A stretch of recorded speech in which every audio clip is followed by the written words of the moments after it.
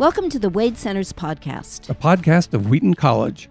My name is David Downing. And I'm Crystal Downing. We are the new co-directors here at the Marion E. Wade Center. And we're excited to bring you our new podcast. The Wade Center's podcast will feature interviews and discussions with scholars and figures related to the Wade's 7 authors. C.S. Lewis, J.R.R. Tolkien, Dorothy L. Sayers, George MacDonald, G.K. Chesterton, Owen Barfield, and Charles Williams. Our guest this week is Douglas Gresham. Our interview with Doug covered many topics and lasted for almost 2 hours. Unfortunately, our regular equipment did not capture all of it. However, we felt like the subjects that we discussed were important enough to share with you, even though the audio is of a lower quality than we would desire. This second episode features a discussion with Doug about his responsibility to steward the estate and legacy of his stepfather, C.S. Lewis, about Lewis's practice of offering counseling at the Kilns, including to one royal visitor, a humorous story about Doug and Jack's winter kayaking trip around the lake, which was fraught with the prospect of watery doom, a revealing story about Jack singing along with local fishermen in a pub in order to get his mind off Joy's failing health, Lewis's stories and nightmares about World War I, and memories of Doug's first visit to the Wade Center in 1983. Make sure to connect with our podcast and subscribe on our website, wheaton.edu/Wade, as well as iTunes, Spotify, and even on our YouTube channel. This week, you will hear questions from Crystal and me, along with Marjorie Mead, the Associate Director here at the Wade Center. We hope you enjoy this week's episode. We're here talking to Doug Gresham. As you know, is the stepson of C.S. Lewis and has written books about his experiences with Lewis and a biography of Lewis. You've been such a valuable resource over the years, all the conferences and the interviews you've done. So we really appreciate all that you've contributed to Lewis studies, both your personal memories and also your observations. Well, as Jack himself would say, I'm the last of the dying breed. I'm the last man alive who actually lived with Jack and knew him very well. And so I do get plagued by people who think they know more about Jack than I do. Well, nobody knows much more about anything than I do as it happens, but Jack in particular, and Wally too for that matter. So, and I do believe that I've inherited a moral responsibility to do the very best I can to keep their memories fresh and true, rather than letting them wander off into wild, people who make the nice stuff up as they go on. So I do my best on that score. Well, you do very well. I was just rereading your oral history interviews that you came here and did in 1982. Yes, I was much younger than I am. Is that right? And I was very encouraged. Some authors, they sound good and their authorial voice sounds kind and wise, and then you find out about the person's actual life and it's very disappointing. And well, mine would be too, up until the point where I gave it to Christ, who changed it. Yeah. Well, and I think Lewis would say that too. He had to say no more morals than a monkey or something like that when he first arrived at Oxford. What was encouraging to me is many of your anecdotes about what a kind person he was in real life. This wasn't just a persona that he projected in his books. And I hadn't realized, you can see how much counseling he did through his letters. People would write with their problems and he would actually make an effort to respond. Until I listened to your interview, I was surprised how often people came out to the Kilns and sought counseling, including a royal. Did you ever figure out who the royal was? I know exactly who it was, but I'm not limited to say. Oh, is that right? Okay. If we guess, can we... Hold up 2 fingers! He was a very, very nice man, and he had a problem. And Jack did the best he could to help him with it, as he did with anyone else who came with a problem. He also drove a very beautiful car, which I later actually owned one of. But anyway. Are you liberty to say what kind of car he drove? I'm guessing Jaguar Rolls Royce, if it's British Rolls. Well, it wasn't a Rolls, it wasn't a Jaguar. I actually collect Jaguar cars, vintage cars that I've restored, but no, it wasn't either of those. Okay. He's doing it. I don't know where to go with the... I don't collect Jaguars. I wanted to ask about a particular incident. Sometimes you'll mention something, and I'd like you to paint more of a word picture for us, where apparently it's wintertime, and Jack and Joy decide to take a walk around the pond, but you've got a new kayak, and somehow you coax Jack into keeping in the boat? Actually, well, I didn't have to coax him. It was interesting. And I think my mother probably set up looking at it in retrospect. But I was charging around. It was a very, very cold day in late November, I think, because my birthday had been on the 10th. And I'd only just had this thing for about a couple of weeks or more until I got skillful enough with it for Jack to risk it. Anyway, they walked up to the edge of the lake, and Jack hailed me. I was halfway out in the lake somewhere. It's not a very big lake. It's more a pond than a lake. And so I sort of came over to him, and he said, would I please ferry him across the lake? He wanted to find out what the new boat was like. So I said, of course. And of course, Jack did the right thing. He stepped straight into the boat and sat straight down, which is, in a kayak, a very important thing to do, especially when the water's about 1 degree above freezing. And I took him all around the lake, showed him all the different bits and pieces that I'd discovered, where the nests of different nesting birds were, and things like that. And meantime, Mother was walking around the lake to greet him at the other side eventually. And finally, Jack noticed that my mother was on the other side waiting for him and said, well, we better go to your mother. So I paddled him across there.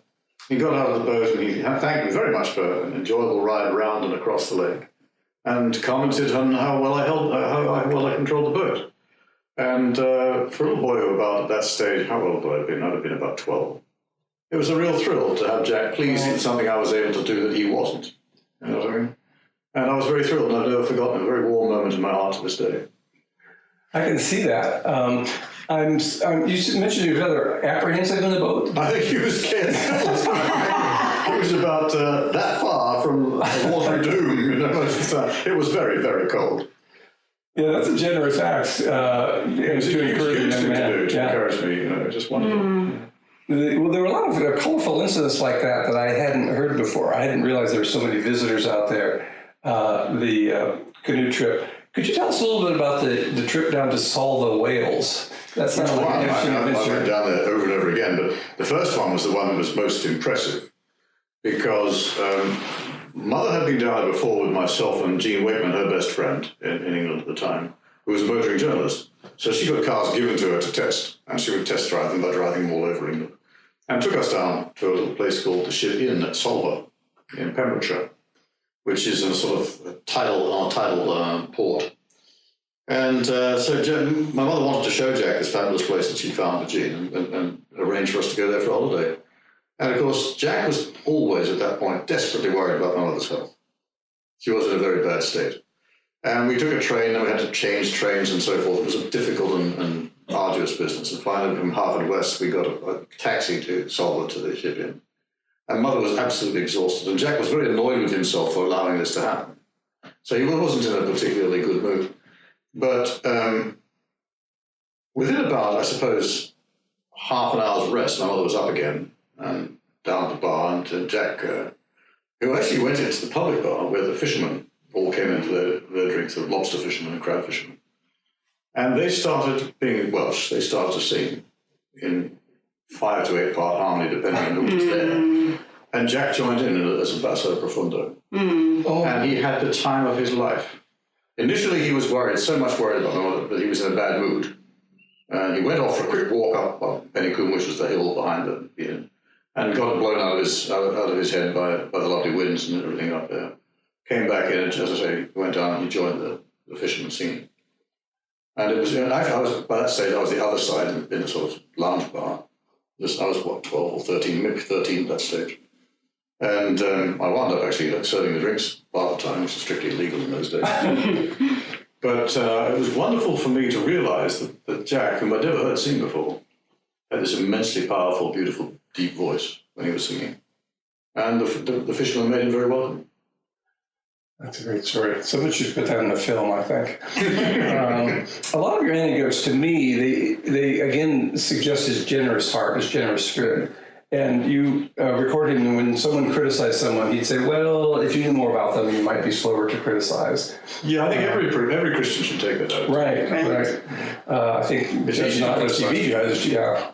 Very easy. Too easy to criticize people. This isn't quite criticism, but I think you called it ridicule in the interview. You saw some people in kilts with bagpipes, and a young man is going to think that's pretty ridiculous. And apparently you made some kind of a sarcastic comment. Well, yes, it was actually, it was several people riding horses with kilts on, and girls at that. And I just thought this was just, having read all the books George MacDonald wrote, for example, it was just not on.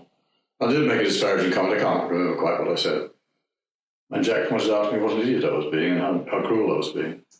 And that I should really learn to treat people with more respect. These are people who are putting on a show for other people to enjoy. What right did I have to criticize them? Right. And he was absolutely right, and I was absolutely wrong. I think having made fun of people in Kilns myself when I was over there, I felt... It's awkward because I do have some Lindsay tartan in my bloodstream, so... and I would quite readily wear a kilt, but probably not on a horse. That's true. It might not be very embarrassing. This is going to be the best segue of this interview. Speaking of horses, you also mentioned in the interview that you thought you might be a model for Shasta and the Horse and His Boy because I don't have any doubt of that.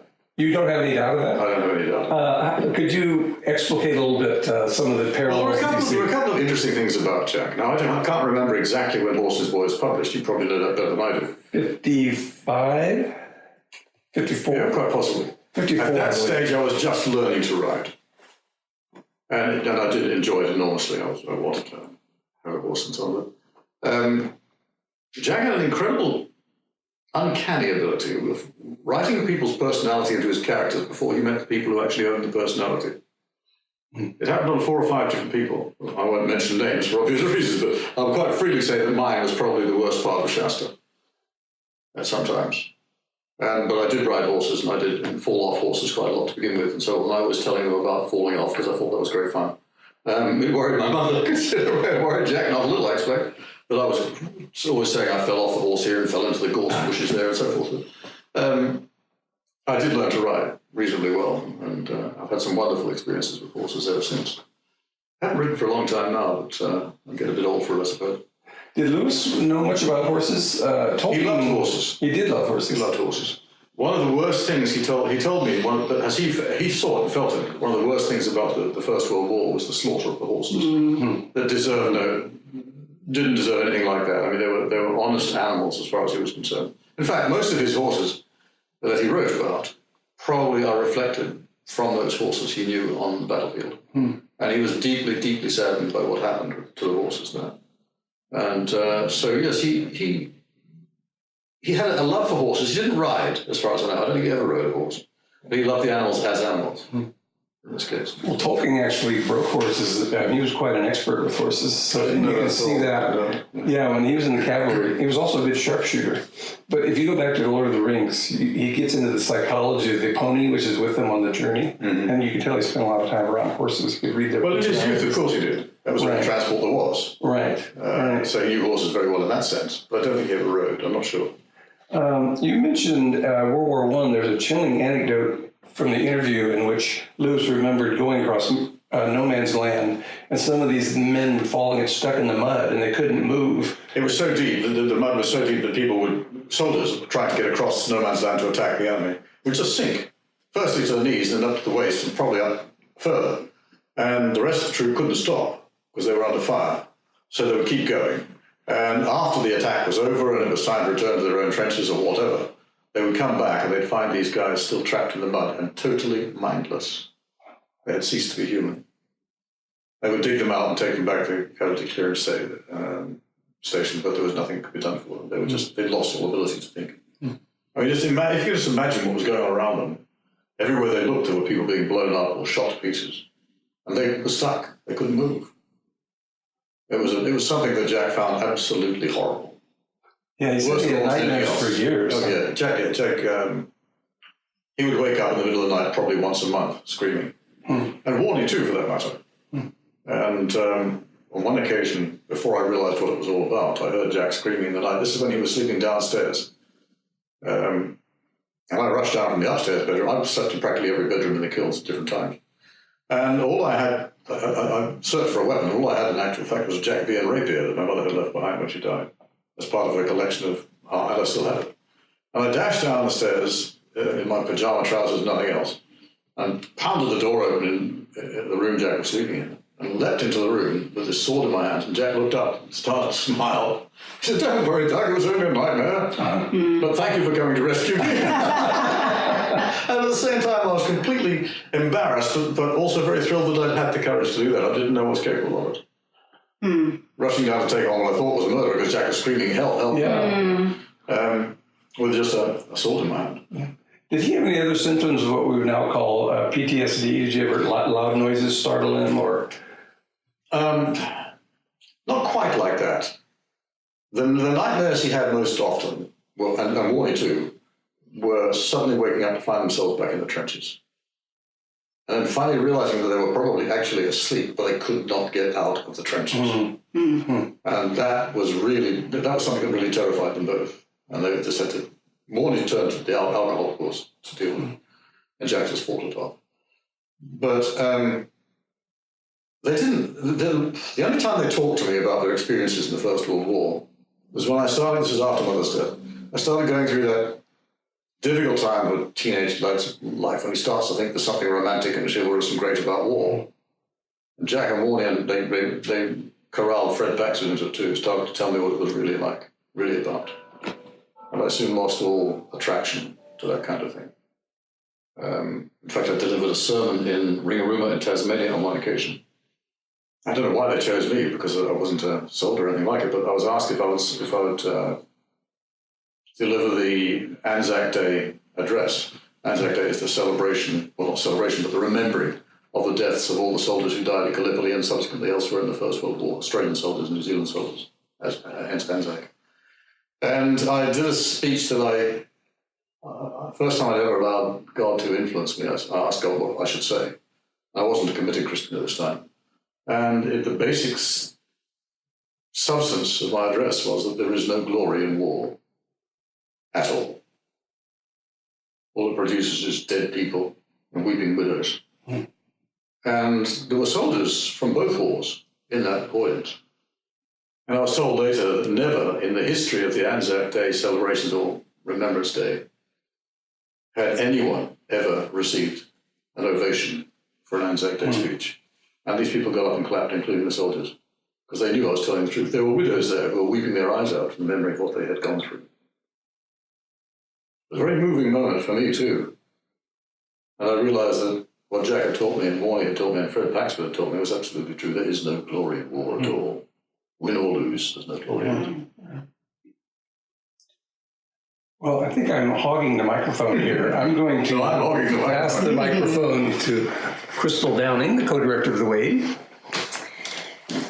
I was fascinated about your comment concerning horses. Mm-hmm. Dorothy Sayers was in France when World War I broke out, and one of the moving descriptions she gives is an old man just crying, weeping over his horse that had been appropriated for the war effort. And he was one of thousands. Yes, yes.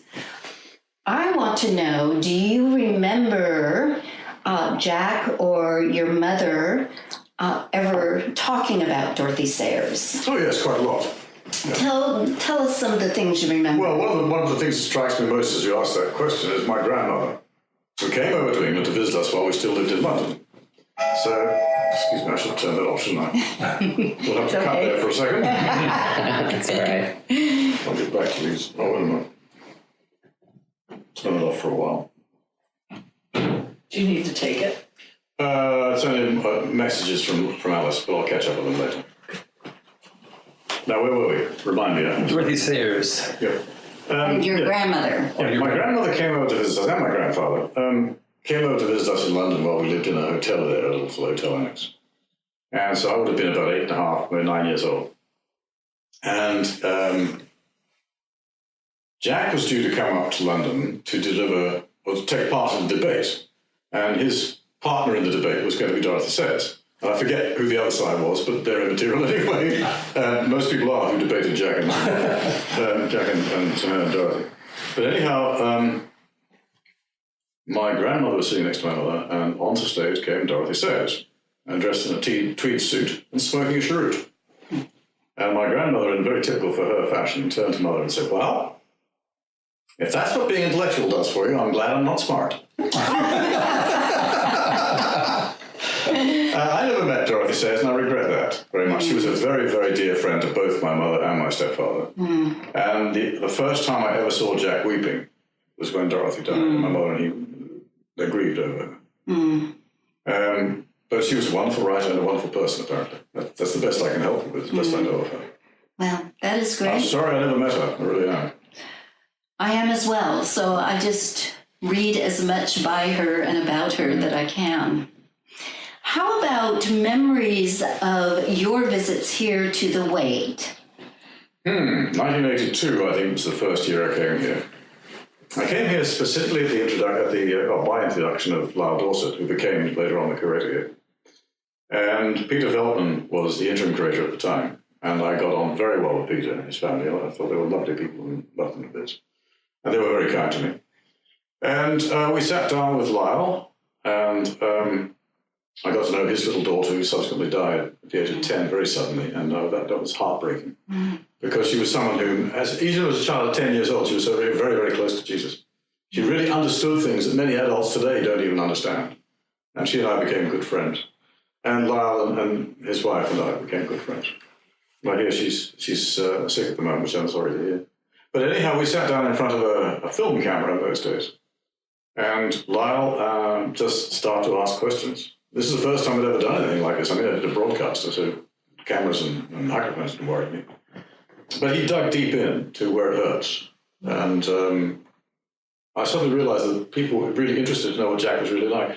One of the problems with writing about or speaking about Jack in particular is that no matter where you go, somebody, and probably quite a few people, are going to accuse you of just being sycophantic toward the man. Because people just cannot believe he was as good as he really was.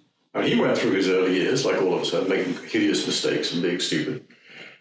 But he came out of that to be the closest thing to a living saint I have ever met. And people say, oh, well, he was your stepfather, you were fond of him, and I'm just rubbish. The man was you can't praise him enough.